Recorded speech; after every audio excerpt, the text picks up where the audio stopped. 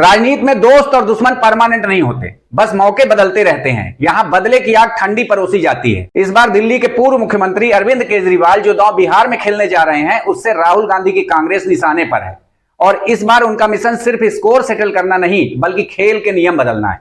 दिल्ली से बिहार तक क्यों बदल रहे हैं केजरीवाल के राजनीतिक समीकरण, आइए जानते हैं इस वीडियो में। शीश महल वाली राजनीति। पहले छोटी सी गाड़ी में घूमते थे, जन लोकपाल बिल की बात की थी, इलेक्ट्रिक पोल पर चढ़ जाते थे, अब सब भूल गए। इनको काफी जो का फैसला हुआ। भारत में सियासी चालबाजी का एक दिलचस्प मोड़ आया है। आम आदमी पार्टी के बॉस अरविंद केजरीवाल ने बिहार पर नजर गड़ा दी है। दिल्ली में करारी हार के बाद केजरीवाल अब एक स्ट्रेटेजिक वापसी की तैयारी में है और उनका मिशन साफ है, अपनी पार्टी के शर्मनाक हार का बदला लेना और कांग्रेस पार्टी को करारा झटका देना। विश्वसनीय सूत्रों की माने तो केजरीवाल बिहार के मुख्यमंत्री नीतीश कुमार के साथ हाथ मिलाने की तैयारी में हैं, जो इस बार मन ही मन भाजपा के साथ नहीं बल्कि अकेले चुनाव लड़ने का फैसला कर चुके हैं। यह गठबंधन न केवल नीतीश कुमार की स्थिति को मजबूत करेगा, बल्कि केजरीवाल को कांग्रेस से बदला लेने का एक सही मौका भी देगा।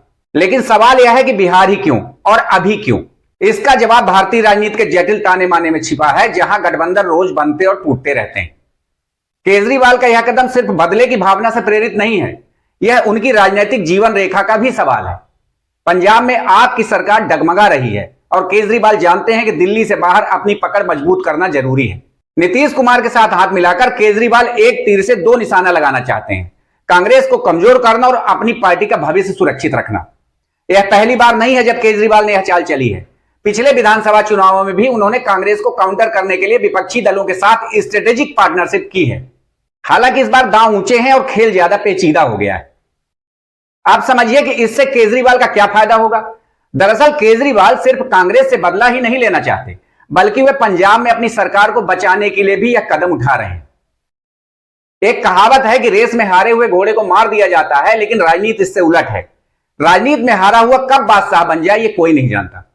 केजरीवाल इसी सिद्धांत पर चल रहे हैं। उन्हें उम्मीद है कि बिहार में नीतीश कुमार के साथ मिलकर वे न केवल कांग्रेस को कमजोर करेंगे, बल्कि अपनी पार्टी को राष्ट्रीय स्तर पर एक मजबूत पहचान दिला पाएंगे। यह गठबंधन अगर सफल होता है तो यह बिहार की राजनीति में ही नहीं, बल्कि केंद्र की सरकार के खिलाफ भी एक नया अध्याय लिख सकता है, क्योंकि केंद्र की सरकार नीतीश कुमार की बैसाखी पर टिकी है। इसीलिए इस बात से भी इनकार नहीं किया जा सकता कि बिहार चुनाव के बाद केंद्र की मोदी सरकार गिर सकती है। वहीं कांग्रेस के लिए यह एक बड़ी चुनौती साबित हो सकती है।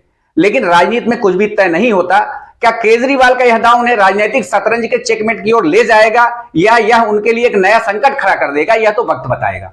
वैसे देश के दूसरे केजरीवाल प्रशांत किशोर के रूप में बिहार की राजनीति में जन्म ले चुके हैं और सूत्रों की माने तो वे नीतीश सरकार को जड़ से उखाड़ने के लिए जी जान से लगे हुए हैं। भैया अब यहाँ चुनाव है तो प्रधानमंत्री को खाली बिहार दिखेगा, इसमें नई बात क्या है। प्रधानमंत्री को वही राज्य दिखते हैं जहाँ पर चुनाव होना होता है।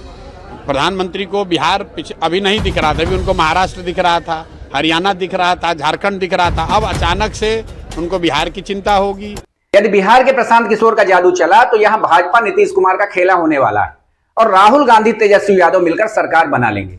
दिल्ली का चुनाव खत्म होते ही हमने पहले भी कहा था कि सब बिहार कूच करेंगे, कूद कूद के लोग जो है बिहार आएंगे। केवल जब चुनाव आता है तो मोदी जी को बिहार और बिहारी याद आते हैं, लेकिन अभी भी ये आ रहे हैं तो कोई नौकरी देने थोड़ी आ रहे हैं, कोई कारखाने लगाने थोड़ी आ रहे हैं। नीतीश कुमार ने युवा चेहरे के रूप में अपने पुत्र को आगे तो कर दिया, पर उन्हें अभी तक कोई बड़ा राजनीतिक अनुभव नहीं है। जनता से पहले भी अनुरोध किया है, फिर भी अनुरोध कर रहा हूँ। इतना अच्छा काम किया 19 सालों में उन्होंने, तो फिर से आपसे उन्हें बनता है।